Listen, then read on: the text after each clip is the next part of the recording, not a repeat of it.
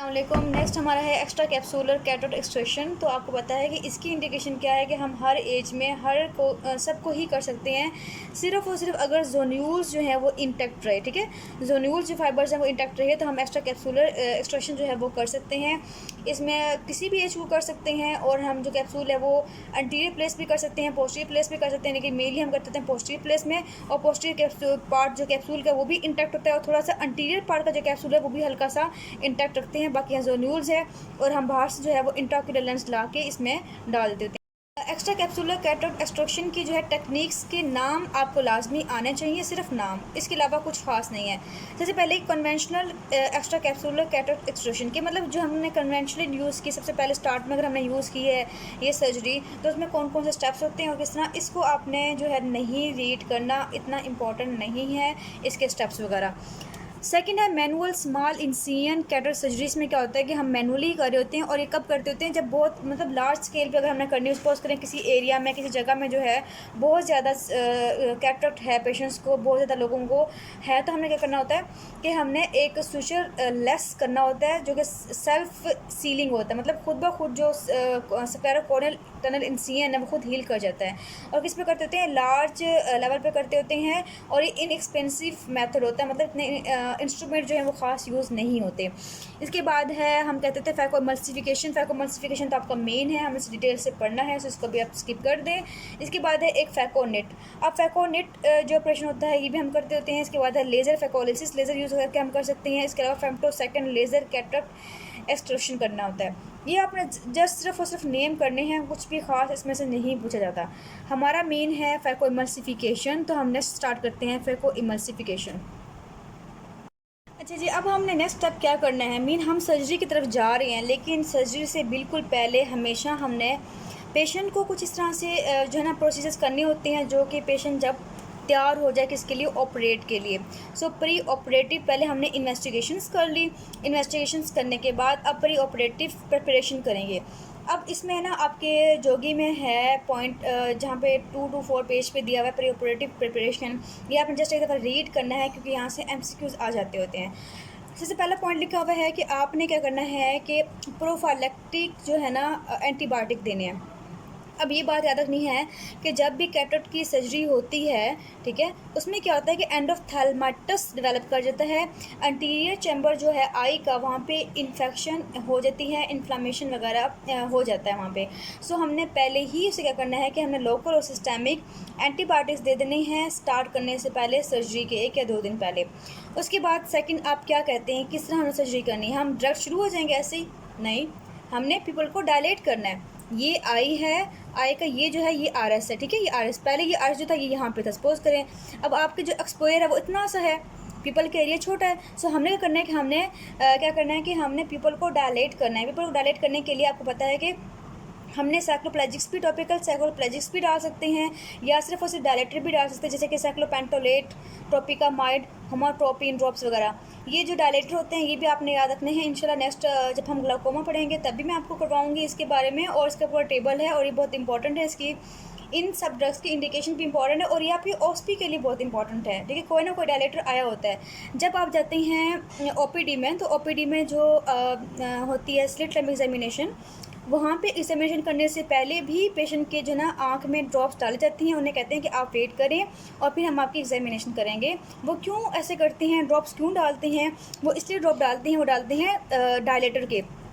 ठीक है, ये जो पीपल के डायलेटर होते हैं, ये डायलेट होने के बाद हम बड़ी ही आसानी से पोस्टीरियर चैम्बर जो है वो एग्जामिन कर सकते हैं। सो सर्जरी करने से पहले भी हमने क्या करना है कि हमने डायलेटर डालना है। अच्छा, ये जो है फिनालिफ्रीन वगैरह ये सारे नाम हैं, ये आपको याद हो जाएंगे। मिड्रोटिक वगैरह, साइक्लोप्लेजिक्स वगैरह ये सारे हम करते होते हैं जो कि स्फिंक्टर पीपल आई को जो है वो पैरालाइज करते हैं। ठीक है, कौन से स्फिंक्टर पीपल आए थे जो कि सर्कल की फॉर्म में थे, ये करते स्फिंक्टर करवा रहे थे, मतलब कॉन्स्ट्रक्ट करवा रहे थे। इनको पैरालाइज कर देगा तो ये हो जाएगा दूर, और क्या हो जाएगा हमारा जो ये है पीपल का एरिया है वो बहुत बड़ा ज़्यादा डायलेट, इतना ज़्यादा डायलेट हो जाता है। ठीक है, तो डायलेट करने के बाद बड़ा इजी होता है हमें ऑपरेट करने के लिए। उसके बाद थर्ड चीज़ ये, हाँ, ये आगे पीपल डायलेटेशन कर ली हमने। अच्छा, उसके बाद अगर हम बात करें थर्ड टॉपिक की, थर्ड चीज़ हम क्या करेंगे इस टाइप की, तो हमने एनेस्थीसिया करना है।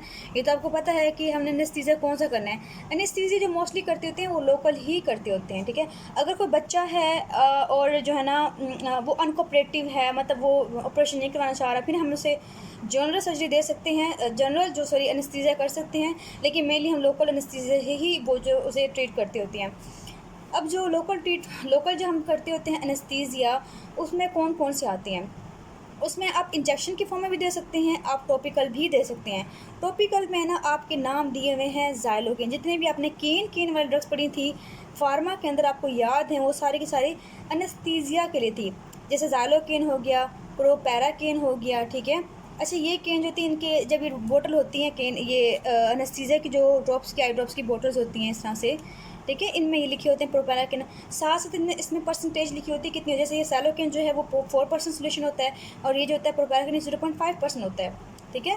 अच्छा, अब ये जो होती है ये आपके ना ओस्पी के लिए बहुत इंपॉर्टेंट है। ओस्पी में आपकी एक जो है ना आई ड्रॉप्स रखी होती है, और वो कहते हैं कि ये बताएं इसकी इंडिकेशन, पहले आप इसने बताएं कि ये क्या चीज़ है, फिर आपने इसकी इंडिकेशन बतानी है, सही। तो ये आपके ओस्पी के लिए इंपॉर्टेंट है।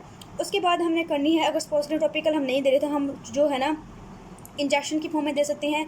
हम ब्लॉक भी कर सकते हैं 2% ज़ाइलोकेन विद एड्रेनालिन या एपिनेफ्रिन देते होते हैं, ताकि वहाँ पे वेजो कंस्ट्रक्शन भी हो जाए, ठीक है। करने के बाद या फिर अगर हाइपरटेंसिव पेशेंट है तो एड्रेनालिन हम नहीं देते होते, ठीक है। ये बात आपने नोट कर लेनी है। सो हम क्या करते हैं कि हम है ना ब्लॉक करते हैं। ब्लॉक किसको करते हैं? नर्व्स को, ठीक है। तो हम ब्लॉक वाला प्रोसीजर भी कर सकते हैं।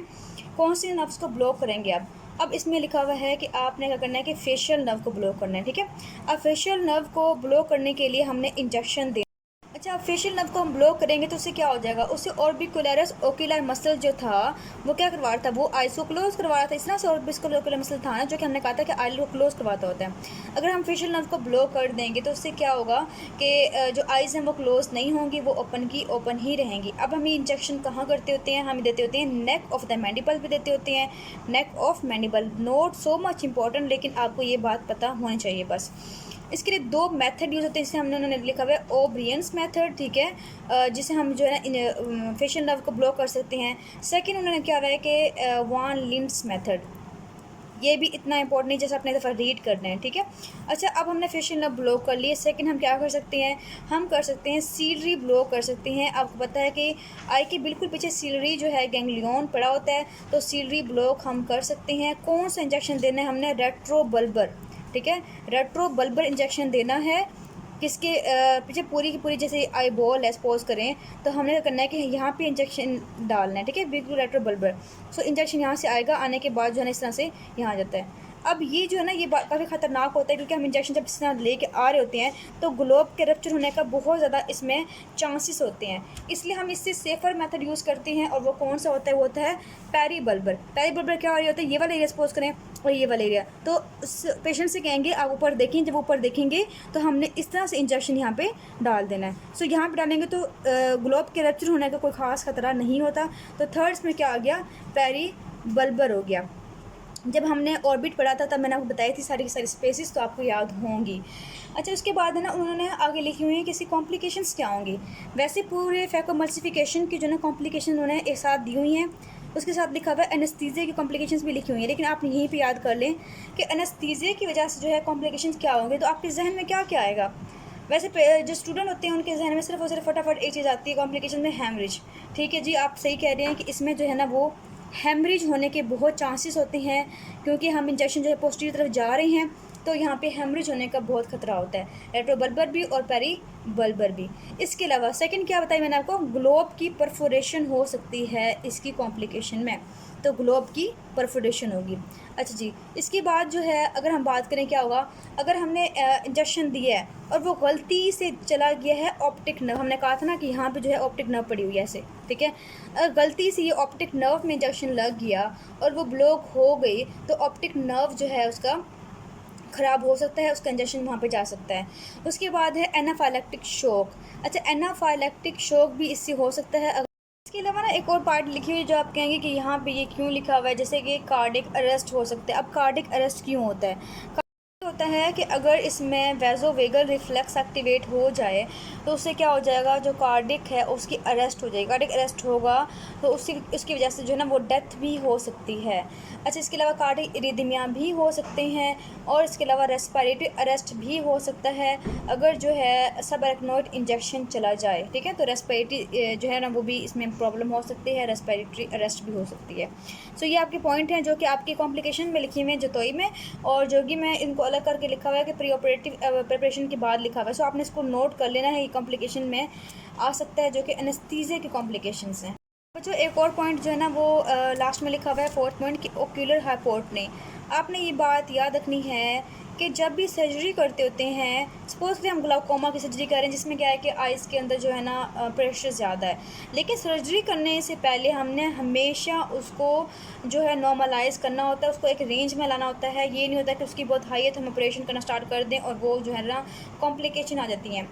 जब भी आपको MCQs आए कि ओक्यूलर हाइपोटनी प्री ऑपरेटिव, अगर मैंने ओक्यूलर हाइपोटनी करनी है, आइज़ के अंदर प्रेशर कम करना है, तो हमने क्या करना होता है, आपने एसिटाज़ोलामाइड और मेंटोल, ये दो जो हैं बहुत इंपॉर्टेंट है। आपके MCQs में अक्सर आ जाता होता है कि आपने क्या करना होता है अगर आपने प्री ऑपरेटिव जो है ना कम करना है, तो एसिटाज़ोलामाइड और मेनिटोल जो है वो यूज़ कर सकते हैं। इसके अंदर ये जो यूज़ होती है 500 mg यूज़ होती है, ठीक है, और ये मेनिटोल यूज़ होती है 20% यूज़ होती है। हम इसको प्री ऑपरेटिव जो है ना कर सकते हैं। लेकिन इसके अलावा ना हम एक बॉल होती है जो कि मैं बताती हूँ, एक ना इस तरह से बॉल होती है गोल सी, उसे ना आप कहते हैं सरपिंकी बॉल कहते हैं, सरपिंकी बॉल कहते हैं, मैनुअल प्रेशर कहते हैं। उसे क्या करते हैं कि उसको ना आइस के ऊपर रख के ना उसको इस तरह से रब करते होते हैं, आइस को करने इसे घुमाते होते हैं, ठीक है। आइस के ऊपर जब घुमाते हैं तो खुद ब खुद जो आई का प्रेशर है वो कम हो जाता है। यूज़ होती हैं ओरल, ठीक है, हमने ओरल देना होता है। यहाँ तक आपका हो गया है। अच्छा जी, अब हम नेक्स्ट चलेंगे फैकोमाल्सिफिकेशन की तरफ, जो कि बहुत ही इम्पोर्टेंट है आपका।